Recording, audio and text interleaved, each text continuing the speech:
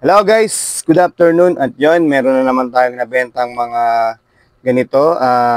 Ito yung tinatawag na safety whistle. Gawa ito ni paring Jonard. Kung meron kayong time, isubscribe nyo itong channel niya na to. Ito yung Banjo. Ito yan, channel niya yan. Hanapin nyo sa Facebook. At makikita nyo yung mga ginagawa niya and then yung mga inventions niya. Follow nyo na rin tapos i-like nyo.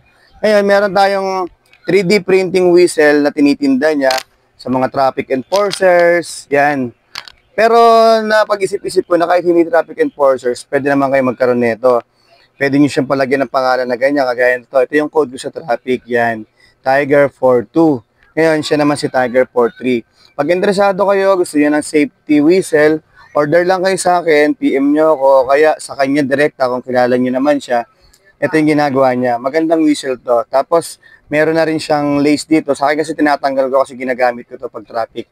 Ayan, sample natin. Diba? Ganun siya. And then, halimbawa, kagaya ko, pwede yung mga anak ko, pwede ko rin palagyan nito. Pwede ko rin silang orderan nito. Para in case na mag-mall kami o kaya mamasyal kami sa mga kagaya ng circle or kahit saan man kami mamasyal, meron silang whistle na pwede namin silang marinig kagad. Diba, mapalayo sila, i-demo natin sa mga bata, i-lecture natin sila na kahit na anong mangyari sa kanila, mag-whistle lang sila para marinig sila. Okay? Pag gusto nyo ito, pwede kayong umorder sa amin. Ano ba to? Through messenger, through text, yun.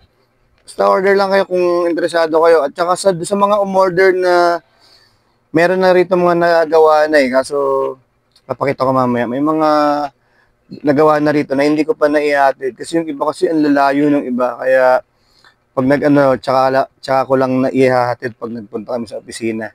Okay? Hintayin lang kayo. Hawak ko rin naman Pag nakita tayo, abot ko sa inyo. Dahil ko sa silang dala. Okay? Adios!